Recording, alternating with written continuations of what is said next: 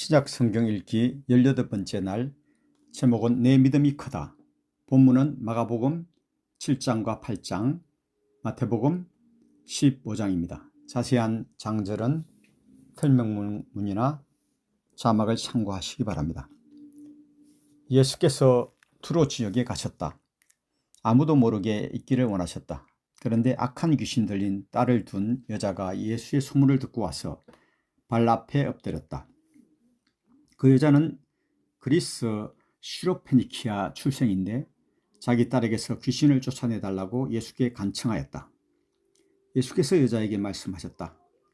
자녀들을 먼저 배불리 먹여야 한다.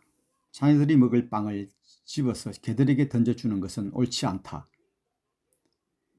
그러나 그 여자가 말했다. 주님, 그러나 상 아래에 있는 개들도 자녀들이 흘리는 부스러기는 얻어먹습니다.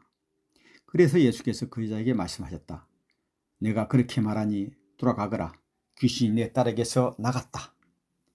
그 여자가 집에 돌아와서 보니 아이는 침대에 누워있고 귀신은 이미 나가고 없었다.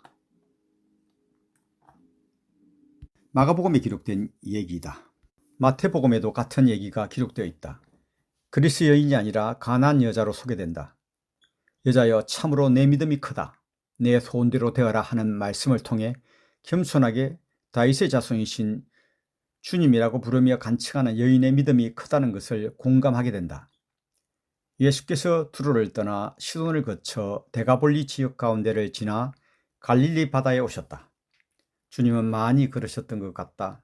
사람들이 귀먹고 말 더듬는 사람을 예수께 데리고 와서 손을 얹어주시기를 간청하였다. 예수께서 그를 따로 데리고 가서 손가락을 그의 귀에 넣고 침을 뱉어서 그의 혀에 손을 대셨다.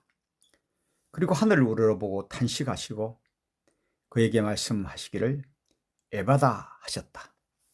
그러자 그 뜻대로 곧 그의 귀가 열리고 혀가 풀려서 말을 똑바로 하였다. 귀로 듣지 못하는 사람은 말도 할 수 없다. 듣지 못하던 사람이 말을 할 때는 그의 혀가 풀려야 한다는 것이 실감나게 들린다. 예수께서 이 일도 알리지 말라고 했지만 말리면 말릴수록 그들은 더욱더 널리 퍼뜨렸다. 듣지 못하는 사람을 듣게 하시고 말하지 못하는 사람을 말하게 하시는 데에 대해 사람들은 몹시 놀랐다. 마태복음에서는 예수께서 많은 병자를 고치신 것을 종합하여 정리하고 있다. 걷지 못하는 사람, 지체장애인, 눈먼 사람, 말 못하는 사람을 모두 고치시는 것을 본 많은 사람이 이스라엘의 하나님께 영광을 돌렸다. 마가복음과 마태복음에 4,000명을 먹이시는 이야기가 나온다. 오병이어의 이야기와 비슷하다. 그런데 빵 7개와 물고기 몇 마리를 가지고 4,000명을 먹이시고 남은 것을 7강주리에 거두어 드린 것이 다르다. 왜 복음서에 비슷한 오병이어 7병 4천의 기적 이야기가 나올까? 지금이나 예수께서 활동하시던 1세기나 아니 어쩌면 지구 위에 사람이 사는 동안 먹는 문제는 모든 경제 문제의 최우선적인 해결 과제가 되는 것이다. 그 문제를 해결하면 근본적인 삶의 문제가 해결되는 것이기에 그 능력에 사람들은 감탄한다. 그러고 나면 사람은 사람답게 사는 것에 관심을 갖기 시작한다. 사람이 영적인 존재라는데 귀 기울이게 된다. 바리새파 사람들과 사두개파 사람들이 와서 예수를 시험하느라고 하늘로부터 내리는 표징을 자기들에게 보여달라고 요청하였다. 예수께서 사람들에게 하나님의 아들로 메시아로 인정받게 되는 상황에서 인정할 수 없었던 사람들은 하나님의 말씀을 가장 많이 오랫동안 연구해온 사람들이었다. 그리고 계명을 지키며 경건하게 살기를 다짐했던 사람들이었다. 그런데 그들은 믿을 수 없어서 다른 표징을 구하고 있다. 대선 후보 토론장도 아니고 장관 청문회도 아닌데 말이다. 예수께서는 거절하셨다. 표징은 이미 다 보여주었으니 당연한 대응이었는지 모른다. 그리고 꾸짖으신다. 너희는 하늘의 징조는 분별할 줄 알면서 시대의 징조들은 분별하지 못하느냐. 악하고 엄란한 세대가 표징을 요구하지만 이 세대는 요나의 표징밖에는 아무 표징도 받지 못할 것이다. 십자가의 죽음과 부활을 말씀하신 것이다. 제자들이 배에서 빵 가져오는 것을 잊어버리고 배 안에는 빵이 하나밖에 없었다. 그때 예수께서 말씀하셨다. 너희는 주의하여라. 바리새파 사람의 누룩과 헤롯의 누룩을 조심하여라. 그러자 제자들은 우리에게 빵이 없어서 그러시는가 보다 하고 말했다.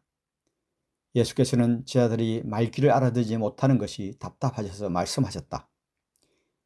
제자들에게 오병이어의 기적과 칠병사천의 기적 얘기를 환기시키며 빵의 누룩이 아니라 바리새파 사람들과 사두개파 사람들의 가르침을 경계하라는 뜻이라는 것을 깨닫게 하셨다. 말귀를 알아듣는 사람과 대화를 하면 의사소통이 원활하다. 재미도 있다. 그런데 말귀를 알아듣지 못하든지 다른 속내를 가지고 딴청을 부리는 사람과 대화를 하다 보면 속이 터진다고 할 정도로 답답함을 느낄 때가 있다. 이방 여자라도 겸손한 자세와 믿음을 가질 때 예수와 대화가 원활하게 이루어지는 것을 보고 오랫동안 동행하던 제자들도 말을 못 알아듣는 경우가 있음을 보았다. 이 시대를 살아가면서 믿음의 사람들은 제일 먼저 영적인 분별력을 갖는 것이 중요하다고 생각한다. 우리나라는 남북 간의 대변환기를 맞은 적이 있다. 정치지도자를 비롯한 각계 지도자들이 먼저 시대 변화를 깨닫고 잘 처신했으면 좋겠다는 생각을 늘 하게 된다. 지금도 마찬가지다. 성경을 읽으면 얼마나 많은 시사점을 얻을 수 있는지 모르겠다.